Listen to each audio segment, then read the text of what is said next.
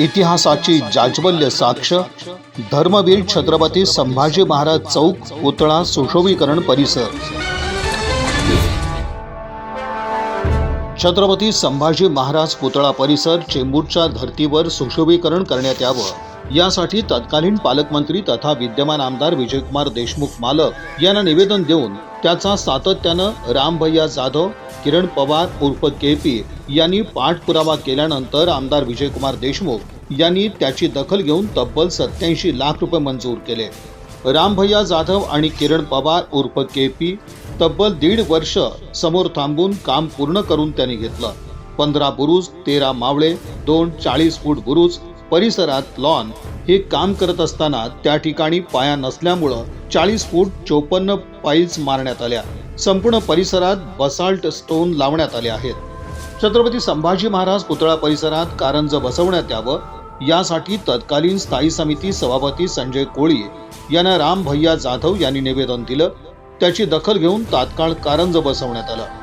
सोलापूर महानगरपालिकेत प्रशासन असताना छत्रपती संभाजी महाराज चौकात शंभू मुद्रा बसवण्यात यावी यासाठी पालिका आयुक्त डॉक्टर सचिन ओंबासे साहेब, अतिरिक्त आयुक्त संदीप कारंजे साहेब, नगर अभियंता सारिका अकुलवार मॅडम यांना रामभैया जाधव यांनी निवेदन दिलं। त्या निवेदनाची दखल घेऊन तात्काळ शंभू मुद्रा बसवण्यात आली।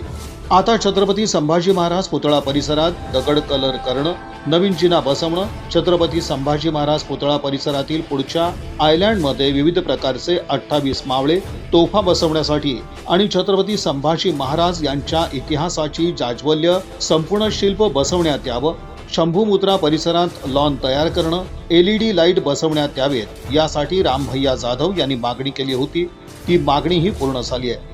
यासाठी तत्कालीन पालकमंत्री तथा विद्यमान आमदार विजयकुमार देशमुख यांच्या आमदार निधीतून आणि नगरसेवक अनंत नेता जाधव यांनी या कामासाठी त्यांचा भांडवली निधी देण्याचं जाहीर केलं।